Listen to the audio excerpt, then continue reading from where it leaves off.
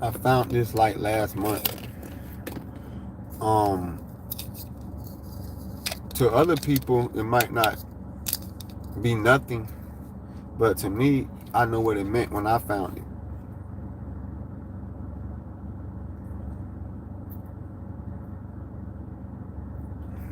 And I just want to talk a little bit before I get into it about treasures. What's another woman's junk is another woman's treasure. What's another man's junk is another man's treasure. But we take it and we make it so small. But I want to talk about God and his treasures. And you have to remember, when you out here in the world, the only treasures you think of is money, house, and the car. Fine, cool. If you can take that stuff to heaven with you, when you find out, you let me know. So the treasures that you're supposed to do is store up in heaven, because he already said don't store nothing here, store it in heaven. And so people get so officiated on storing stuff here that they forget what he said. And so I just try to remind people, don't be so, officiated on storing your stuff here. He said store it in heaven. And if this little message just helps somebody to remember that's the truth, then I did a good job. So anyway, treasures in God can be anything like this. Like, when I found it, I knew what it meant. I knew exactly what it meant. But somebody else might would have found this and just looked at it as nothing. But when I found it, I said, thank you, God. I know exactly what this means. So, other words, what I'm saying is that when you get into God, our Father, Jehovah, or whatever y'all want to call him, I call him Jehovah, that he will show you things that belong to you that's already stored in heaven. But it might be like a prototype down here on earth. See what I'm saying? So you have treasures here. Not just money, cars, and, clothes, house. There's other treasures that he has for you. And if you get into him and you really, really listen, he'll start leading your way. And you'll start finding things, and your mind will be like, okay, I'm going to go pick that up. Okay, I'm going to buy that. Those are things that he has for you here. And then as soon as you see it or you buy it, your heart and your mind and your eyes supposed to know exactly what it means to him, to you. And like I said, I found a lot of things.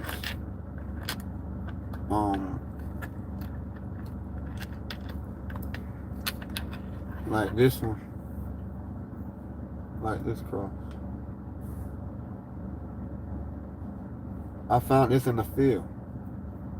It's a big open field, and I just so happened to come across it.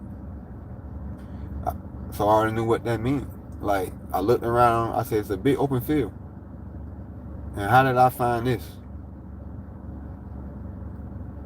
So it was meant for me. Alright? So always remember, God has something for you. Don't always look for man and woman to give you. God has a lot for you. Alright? So let's get into it.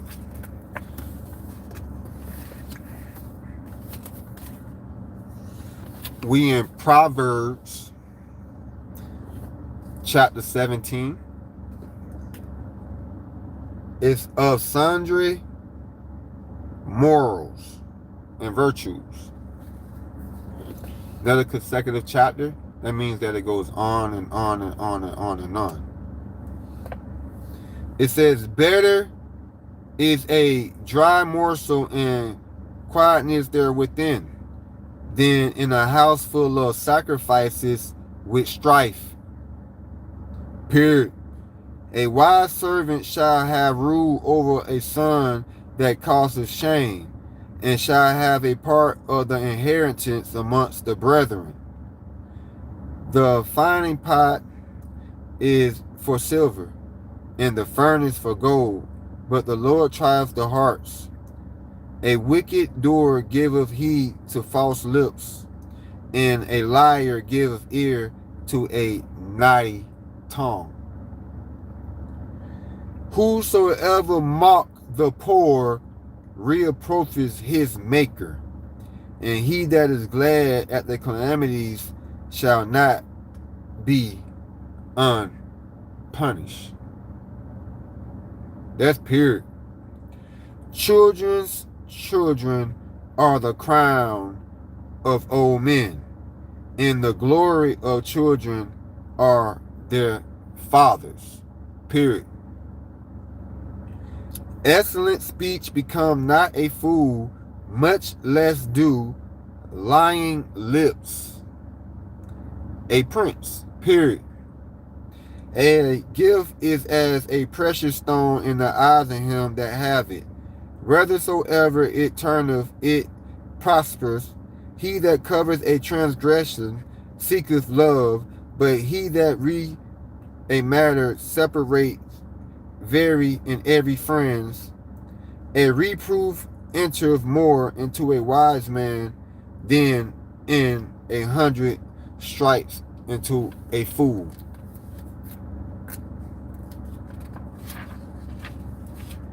An evil man seeketh only rebellion. Therefore a cruel messenger shall be sent against him. Let a bear rob of her wealth meet a man, rather than a fool in his folly. Whosoever rewardeth evil for good, evil shall not depart from his house. The beginning of strife is as when one letteth out water, therefore leave of contention before it be melted with. He that justify the wicked, and he that cometh the just, condemn the just, even they both are abomination to the Lord. Period. Wherefore is there a price in the hand of a fool to get wisdom, seeing he have no heart to it? That's a question. A friend love at all times, and a brother is born for adversity. You know about that. Period. A man void of understanding strife hands and become of surety in the presence of his friend. He loved transgression that loveth strife, and he that exalts his gate seeketh destruction. Period. He that hath frown hearts findeth no good, and he that hath a preserved tongue falleth into mischief. He that beggeth a fool doeth it to his sorrow, and the father of a fool have no joy. Period. A merry heart doeth good like a medicine, but a broken spirit drieth the bones. A wicked man taketh a gift out of the bosom to pervert the ways of judgment. Wisdom is before him that hath understanding, but the eyes of a fool are in the ends of the earth. Period. A foolish son is a grief to his father, and bitterness to her that bear him. Period. Also, to punish the just is not good, nor to strike princes for iniquity, for equity. He that hath knowledge spareth his words, and a man of understanding is of an excellent spirit. Even a fool, when he holdeth his peace, is counted wise, and he that shutteth his lips is esteemed a man of understanding. That was Proverbs chapter 17 of sundry morals and virtues. Another consecutive chapter. That means it goes on, and on. My interpretation only. Proverbs 17. Plain and simple. Plain and simple. If you run with the wicked and you know that you good, then you know that you get no good for running with the wicked. And being wicked means that pretty much you're just a fool because he told you don't be wicked. So I want people to know the difference in between the word folly and fool. The reason why the word folly and fools falls in a line with each other, because a folly means a follower. They just changed the name. It means follower. And a fool is a fool. And a folly has a chance to turn back from the fools. So being a folly is not good. That means that you're running with the wicked. And he already said, don't run with the wicked. You should turn away. Because the wicked is doomed for abomination and destruction. And that's where you might be headed if you're a folly, which is AKA in nowadays is a follower. And so don't follow or folly the fool, because the fool is tongue, it lies, it bears no witness, it just goes on and on and on and on and keep on and on and on. And so I just try to tell people that there's differences in people, in your heart also. Like if you know in your heart that you're being a folly, and you know for sure that that person is up to no good,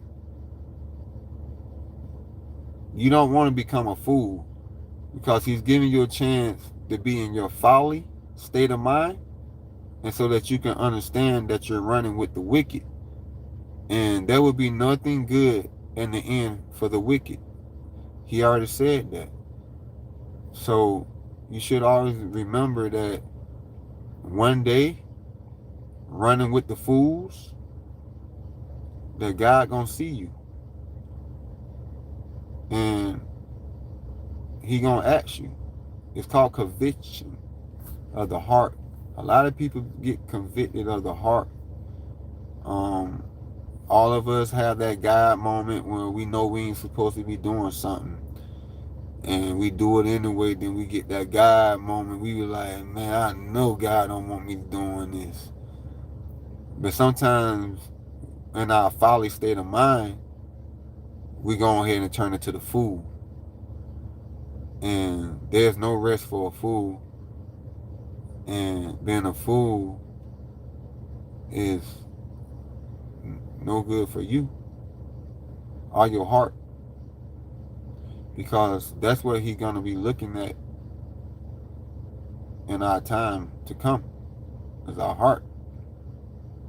And people think that we got to go to that place to get judged.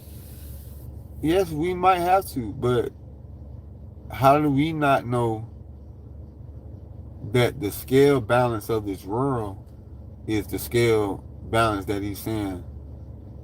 And so how do we know or not know that the very place that we stand is the whole scale balance of this world. And how we know that when he come and look at you and he look at your heart, and your heart is not light as a feather. So how we know that though? Like, have anybody ever went? How do we know that our whole space that we live in is not a scale? But I'm saying, how do we know? So you don't know. So that's why you should always do right, because you don't know. The world is a mystery, and by the looks of things, a lot of people are leaving this earth. We can't deny it. We see it, and it's something to do with their hearts. It's something to do with their hearts. And so that's why I say, how do we know that we're not being on a scale right now? So that's why you should always try to keep your heart light as a feather and do right, and don't be a folly, and don't be a fool. And if you know that you're a follower into some foolishness, you should turn away, because you don't know if your number is coming for him to check your heart. And then if he come and check your heart, and we all know the story, it has to be light as a feather. And that's something that we can't run from. All right? So that's just my interpretations. Like I said, get into it and get your own. But that's what I got out of reading that. And like I said, I'm going to do my part. And you know what I'm saying? I'm going to feed my sheep. Like he said, feed the sheep. And I don't want the rooster to crow on me 3 times. That's not going to be me. I'm going to do it before I hear the first rooster. And I'm going to spread this gospel, because I know that's what's going on. And if you say anything different, that means that you're living too much in this world, because there's too many people out here speaking the gospel. And if you're not on board speaking this gospel, then you don't know. But I'm going to leave y'all with this, something that I do know. And maybe this can help y'all out a lot. All right? I didn't go to school for this. I wasn't brought up in no church like that, but I did go to church. I wasn't studied apprenticeship under no one. But I'm going to leave y'all with this. All right? So maybe y'all get a better understanding of who I am. So, in a state of mind, right? Okay? You living in a good state of mind. You thinking about love. You thinking about good things. You thinking about helping people. You thinking about being joyful. You just an outgoing, loving, caring person, right? On the other hand, if you're not, if you're doing wicked stuff, wrong stuff, whatever, just think about this. When you pass away, right? They say that the brain is the last thing to die. All right? So, what I mean by that, if the brain is the last thing to die, and if you're been living in your truth and you've been living in God,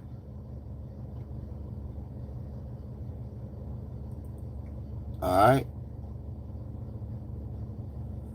Y'all get it? But if you haven't, and you know you've been causing a whole lot of havoc and chochas and whatever on this planet while you was here, and they say that the brain is the last thing to die,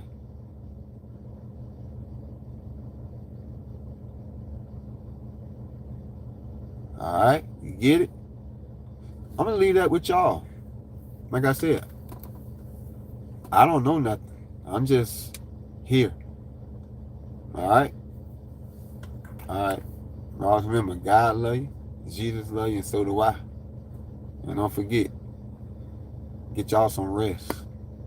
Every man and every woman must rest.